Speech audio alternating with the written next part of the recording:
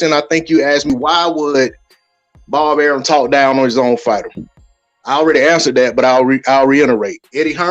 Bob Arum had a fighter who was not going to re-sign with him. It was pretty evident. Everything that was on the internet, everybody that was making videos, everything that you found was leading toward Terence Crawford leaving Top Rank. Why would I ain't gonna answer a question with a question. I'm gonna say this. I think it would have been advantageous for Crawford had Bob Arum came out and big up Terence Crawford and talked about how great he's doing financially with having Terence Crawford on his team, et cetera, et cetera. I don't think that really does anything for Top Rank. So I think the motive behind what Bob Arum was doing was, I'm not going to make this guy look attractive to these other promoters or any other entity who may come to sign him. I want him in a situation where he doesn't have any other recourse but to sign back with us, so we can make some of this money that we feel like we should be able to make off of it. Mm-hmm. And the last thing you asked me, which was the second thing was kind of like the same thing. You said, why would he talk against his own company? And you said, why would he talk against his own fighter? I don't think he was talking against the company as much as he was the fighter, but Bob Arum is also on record saying that he doesn't think Top Rank does a good job at promoting black fighters. And that, so basically he doesn't really know what to do with a guy like Terence Crawford in terms of marketability. Mm-hmm. So you'd have to ask yourself, why would he say something like that? That's talking against his company, in my opinion. Okay, and D-Lo, just explain. Okay. Hey, hold on, because y'all be cooking. Hold up. I got some super chats to read real quick. Salute to Dirty Red. Wait, I read that one. No. Salute to Daryl Hickenbottom. He says, Eddie Hearn. Injured? Tell them you mean business. Call Jay Hearn. Said that because he don't have no fighters for Crawford, and PBC don't do business with Al Heyman. I think you got that kind of mixed up right there. But yeah, that's what he had to say in regards to what y'all were just talking about. Hey, D-Lo, just to prove my point here, and then I can give you the article here by Boxing News 24, and this is what Eddie Hearn saying about Terence Crawford, and this is on record. I can give you the link if you want it after the stream. I'll put it in the private chat here. I don't need it, right? Huh? I won't need your link. Okay, I wouldn't be on here talking about something I didn't have any knowledge about. Okay. When I don't know about something, Lennar, I shut the hell up and listen. Okay. So Eddie Hearn come out and saying, I'm interested because he's a great fighter, but I think we would struggle to deliver the numbers that he would want unless he were sensible. What does that mean? I mean, that means for the guys that he has to offer Terence Crawford, he couldn't pay Terence Crawford the money that Terence Crawford's been making and that he would probably want. That's what it means to me. No, he's not. Eddie Hearn's not talking about himself. He's talking about Terence Crawford. He said I, Eddie Hearn, think we would struggle to deliver the numbers that he would want unless he were sensible, said Hearn. Lennar, ain't that in line with what I just got done saying a few minutes ago? No, the man don't have the fighters to put Terence Crawford in with where they could pay him the kind of money he would have to make. I'm saying in that quote right there, he's not talking about the fighters at welterweight that he can deliver. He's saying if okay, Lennar, ask the chat what they think Eddie Hearn is talking about, because I gave you my opinion on it. But but you're changing it because you're changing what you're doing. You're changing what you're, you know what I'm saying, bro? Come on now. No, you're changing it, man. The man don't have the fighters. Who? Okay, is he gonna pay Terence Crawford to fight nobody? That means he's talking about Terence Crawford.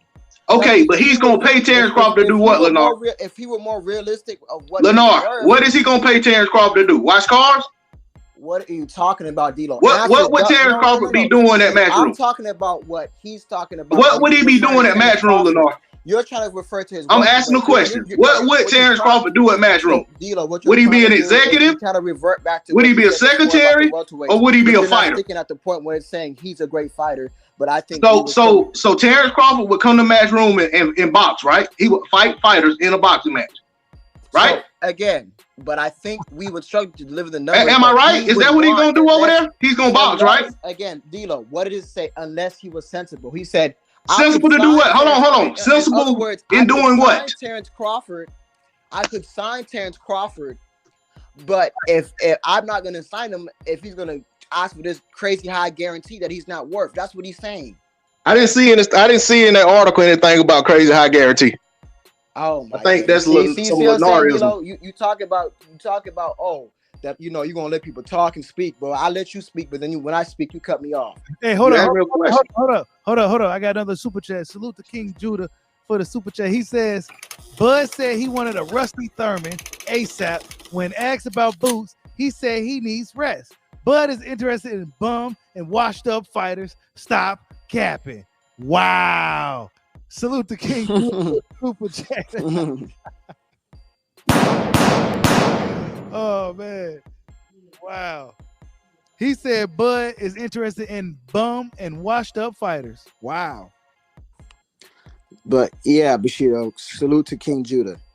But so long. He said salute to King Judah, man. Much respect on that super chat. But yeah, respect. But D-Lo, man, you're gonna have to answer that. You're gonna have to answer it and not talk about try to twist it into your narrative about Lennar, we're gonna act like we in school. What's the direct question? Ask me a direct question. I'm gonna give you a direct answer. What's the question? I'm saying I'm not asking you a direct question. What I'm making a statement. I'm making a statement talking to you. I'm just saying, man, what you're saying doesn't make sense. When you're talking, what Bob Arum out of his own verbatim out of his own words is talking about. Hold on, we talking about Eddie Hearn or Bob Arum? We were just talking about Eddie Hearn. I misspoke. I'm sorry, Eddie Hearn. When Eddie Hearn out of his own mouth was talking about saying, "Oh, I unless he was sensible, I can sign Terence Crawford. I do it, but he got to be more sensible about the numbers that he's more realistic. That's more realistic for him. That's what he's saying." Okay, can I respond to that? You can respond. Go ahead. Okay.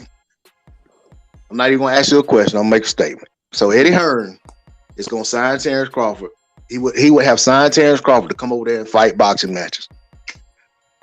Eddie Hearn only has a select handful of fighters at 147 for Terence Crawford to fight.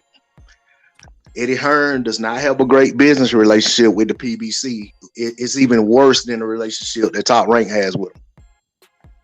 Eddie Hearn has fighters at Golden Boy on the zone. They're not his fighters, but they're on the zone, and we know what his controlling stake is in terms of how the boxers run over there.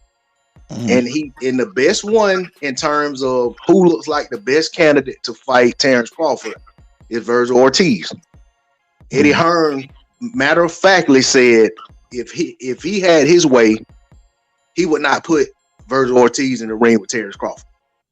So, with that being the case, I think that Eddie is absolutely right based on what he has to work with. I don't think he would be in a position to put Terence Crawford in fights over there. I don't, like he said, and he's done more interviews than the one you're talking about this subject. And he said, I don't have anyone for the guy to fight. He said that matter of factly, point blank, period. I don't have anyone for him to fight. And that's when he got asked about Virgil Ortiz. In which he came back and said, if Virgil Ortiz was his fighter, he wouldn't put him in the ring with Terence Crawford. So that lies logic and reasoning to why he feels that Terence Crawford would have to relax his expectations for purses an awful lot to come fight on Matchroom. Yeah, so then that proves my point. So that's what I'm saying. What dispatches your argument here is that he says, when he says in a quote, and I quote, that he would want unless he was sensible.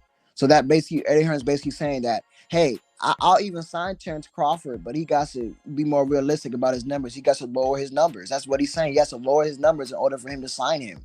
And why would he want to lower his numbers, Lennar? He would want him to lower his numbers because he needs to be more realistic. Because number one, he doesn't, like you said, he does not have the fighters number one to fight for Terence Crawford. Is that Terence Crawford's fault? It may not, whether it's Terence Crawford's fault. I mean, but I'm saying, what does that have to do? How does Terence Crawford himself, or anything he's done up to this point, how could anything he have done help change that dynamic? That's beyond his control. That's why Eddie Hearn and Matchroom isn't the right place for him. And I agree. I'm not saying I agree with you. You know, we don't know. It's unfortunate, but the fights have not been happening to build Terence Crawford up to even a bigger star than what he is right now. But that's what I'm saying is that, again, like he said, all he heard is saying is I will sign him, but again, we have to be more realistic of where he's at. That's what he's saying, and that's the argument we're trying to make. Yes, is Terence Crawford a great fighter? Yes, he absolutely is a great fighter. But was he worth that high guarantee he was when you're talking about revenue, not accomplishments, but just revenue? No. Yeah, that's like me saying I think Canelo Alvarez is a great fighter. But if I would sign him, but in order for me to sign him with the stable of fighters that I got, he would have to be realistic and sensible in his purse demands.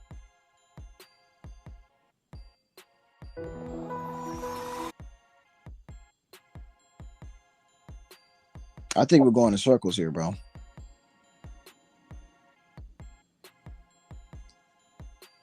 Hello? Hold up. Yeah, my bad. Oh, I thought the stream stopped. No. I'm over here trying to do something real quick. And D-Lo, and just to come, and then unless he was sensible, so that means what is he saying? That his past, going off of his past fights, correct? No, that's an assumption that's what he's saying. He's going off of what he knows about Terence Crawford's purses, what's out there in what's public knowledge, or what's perceived as public knowledge. I think he's saying based on that he couldn't pay the man that to fight the guys that he has over there to offer, and he couldn't get him the fights that were going. And like I said, a lot of this stuff I'm saying, this isn't even me hypothesizing. This is stuff that Eddie Hearn himself said. Like I said, he was interviewed. He was asked about this in depth, and he kind of doubled down and explained why he said what he said. Because in one of the interviews were kind of, I guess for lack of a better understanding, it kind of seemed as if he was trying to get Eddie to condemn Terence Crawford and say that basically what you're saying, that Terence Crawford's overpaid, and Eddie cleared it up and was like, I just don't have the fighters for the guy. Right. If for the right fights, the guy's worth, you should be able to make the kind of money he's going to look for. And then he talked about the Spence fight and talked about how those guys, how much bigger fight that was, and what he thought the purse split should be, and all that stuff, and all of that. So he's saying, so then he's saying two conflicting things. No, it's nothing conflicting about what he said. He doesn't have the fighters. No, but I'm saying he also talks about in the article that he knows the numbers about what these fighters are making. So if he knows the numbers what these fighters are making, what is he saying, Bushido? I mean, that's D-Lo. What is he saying? He's saying that he doesn't hate. He couldn't put the fight. No. When he makes that statement, not talking about what he has in his welterweight stable. Just talking about we know the numbers. Like for example, when he says my idea of being sensible might be ludicrous to Adrian Broner, for example. That's a good example. That doesn't mean we're always right. We can't take out. But we know the numbers. That is the difference. Right, but we can't take out the dynamic that there has to be somebody else that he has to fight opposite him in the ring. We can't just say that Terence Crawford being it's not like he's going to go work a job and he has an unrealistic salary demand to do a job at a different place. He has to have the bodies to put in the ring with him for them to make revenue. We can't take that part out and act as if that doesn't matter. Okay, and what I'm saying, so if he knows the numbers of what these fighters are doing on these big promo companies, so what he has seen so far from Terence Crawford, what he did with Top Rank must not be good, correct? Just going based off of that statement. That's an assumption that I'm not gonna make. I don't understand. I can't. There's not really any correlation to what you're saying to what Eddie said. What Eddie said was pretty cut and dry. He wasn't making a statement about Top Rank's business. He wasn't making a statement about Bud's business with anybody else.